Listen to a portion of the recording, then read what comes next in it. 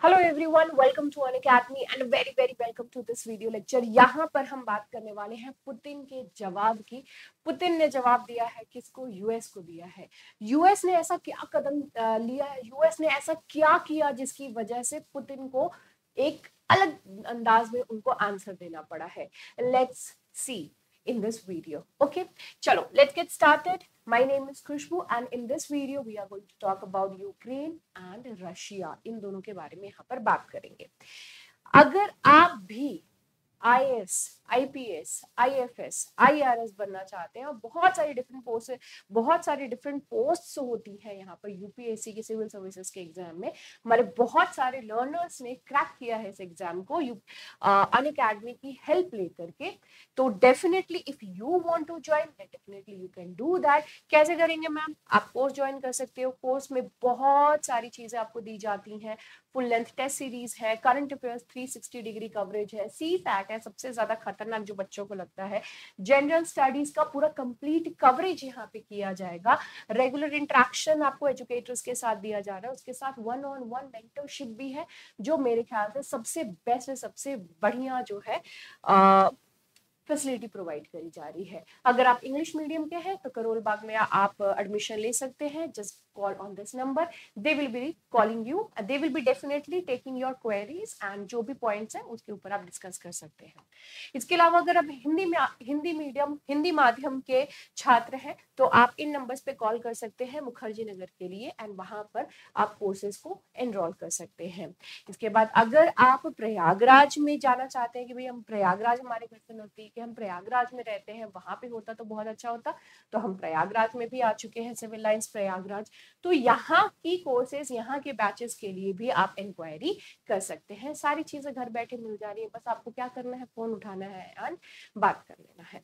चलिए, so let's get started with today's class. यहाँ पर आप देख सकते हैं कि दो विलेजेस को कैप्चर करवाया गया है। दो विलेजेस यूक्रेन की कैप्चर करी गई है रशिया की फोर्सेस के द्वारा, और ये खुला इस बात के लिए कहा जा रहा है कि भाई यूएस ने जो कदम लिया है यूक्रेन को लेकर के, उसका ये जवाब है। ये मत सोचिए कि आप कुछ भी करते रहेंगे और हम शांति से आराम से बैठ करके इस चीज को देखते रहेंगे। तो ये कहना है रशिया का। यूक्रेन के दो विलेजेस को यहाँ पर कैप्चर करा गया है और उसमें भी यहाँ पे जिस जगह का कैप्चर किया गया है वो है डोनेस्क। डोनेस्क जो है वो बहुत ही इंपॉर्टेंट, डोनेस्क प्लेस है, ये बहुत ही इंपॉर्टेंट प्रोविंस है यूक्रेन का, और ये बहुत ही इंपॉर्टेंस होल्ड करता है रशिया के लिए भी।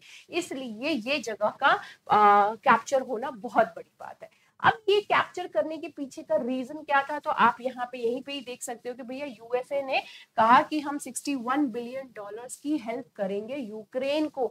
यूक्रेन को बहुत लंबे समय से हेल्प नहीं पहुंचाई जा रही थी, हेल्प नहीं मिल रहा था, फाइनेंशियल हेल्प नहीं मिल रहा था, हथियार नहीं मिल रहे थे।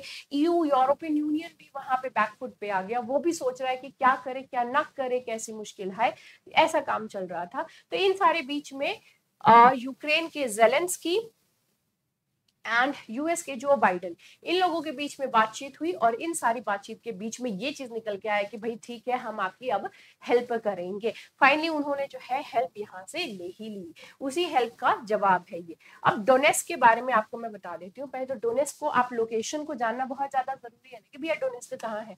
तो यहाँ पर आप देख सकते हो ये पूरा रीजन जो है ये यूक्रेन है, और इसके इधर वाला जो ये रीजन आप देख रहे हो ये रशिया है। ठीक है, ये रशिया है और ये पूरा यूक्रेन है। आप सभी को अभी तक पता ही होगा कि रशिया और यूक्रेन के बीच में अगर ये वॉर हो रहा है तो इसके पीछे का रीजन क्या है।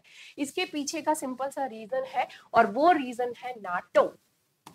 नेटो बोलिए, नाटो बोलिए, यही जो है वो सबसे बड़ा रीजन है जिसकी वजह से रशिया ने यूक्रेन के ऊपर वॉर कर दिया, मतलब वॉर जो है वो स्टार्ट कर दिया। अभी एक्चुअली में हुआ क्या, मैं आपको एक बस थोड़ा सा रिव्यू दे देती हूँ। थोड़ा सा बैकग्राउंड क्या कहते हैं, फिर से रिवाइज करवा देती हूँ कि भैया क्यों ये सारी चीजें हुई। तो रशिया ये जो यूक्रेन है वो नेटो ज्वाइन करना चाह रहा था। ओके, तो यहाँ पे अगर ये नेटो ज्वाइन कर लेते तो नेटो की जो फोर्सेस है ये रशिया की बॉर्डर्स पे आ जाती, रशिया की बॉर्डर्स पे आ जाती, जो कि इसके लिए बहुत ही खतरनाक हो जाता। ठीक है, रशिया के लिए बहुत खतरनाक हो जाता। रशिया के लिए मैम ये खतरनाक क्यों हो जाता, क्योंकि भाई नेटो, और नेटो बोले तो यूएस, ठीक है, ये उनकी अलायंस है, वो अपने दम पे चला रहे हैं इतने टाइम से, और वो अपने फ्रेंड्स बना करके रख रहे हैं। नेटो की एक पॉलिसी है भाई, हम में से किसी एक, पूरी की पूरी एक ग्रुप है, हम में से किसी एक के ऊपर भी हमला, हमारे सब पे हमला माना जाएगा, और सब इकट्ठे होकर आपके ऊपर वॉर करेंगे, आपके ऊपर जो है हथियार आपके ऊपर हमला कर देंगे। अगर एक के ऊपर भी, सपोज कि अगर 1000 लोग हैं, 1000 में से किसी एक के ऊपर आपने उंगली उठा दी तो वो 1000 के 1000 आपके ऊपर कूद पड़ेंगे। ये नेटो की फिलॉसफी है। तो रशिया को ये डर था कि अगर इसने यहाँ पे ज्वाइन किया तो रशिया की सिक्योरिटी के लिए यहाँ पे ये बहुत बड़ा इशू क्रिएट हो जाएगा, जिसकी वजह से इन्होंने यूक्रेन को मना किया। लेकिन यूक्रेन के ज़ेलेंस्की, जो कि क्या ही बोले, उन्होंने इस बात को नहीं सुना, वार्निंग दी गई लेकिन फिर भी नहीं सुना। उसके बाद वो नेटो चले थे ज्वाइन करने के लिए, और इन सारे डिसीजन का, बैड टाइमिंग, बैड डिसीजन का जो नतीजा है वहां के लोगों को भुगतना पड़ रहा है। And even now he is not understanding कि इन सारी चीजों में बस बस ये यूक्रेन सैंडविच बन गया है और कुछ नहीं है। Ukraine is not going to get anything from this, वो पूरी यूक्रेन बर्बाद हो जाएगी। और आप देख भी रहे होंगे कि बहुत सारे ऐसे प्लेसेस हैं जो कंप्लीटली डिस्ट्रॉय हो चुके हैं। यूक्रेन इतनी खूबसूरत जगह हुआ करती थी, पूरी डिस्ट्रॉय हो चुकी है। तो यहाँ पर रशिया और यूक्रेन के बीच में ये रीजन है जिसकी वजह से ये स्टार्ट हुआ।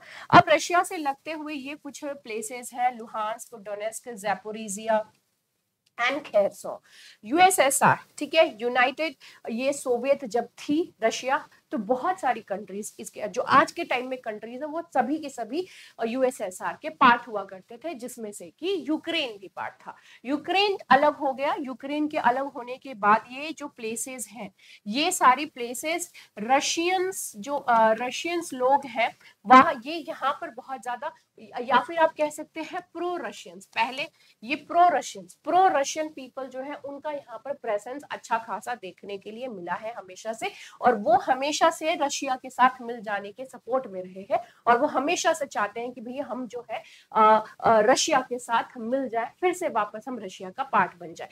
यहाँ पे क्रीमिया जो आपको इस तरीके से दिख रहा है, ये क्रीमिया को कैप्चर कर रखा है रशिया ने, और बहुत पहले से ही ये काम हो रखी है। अब यहाँ पर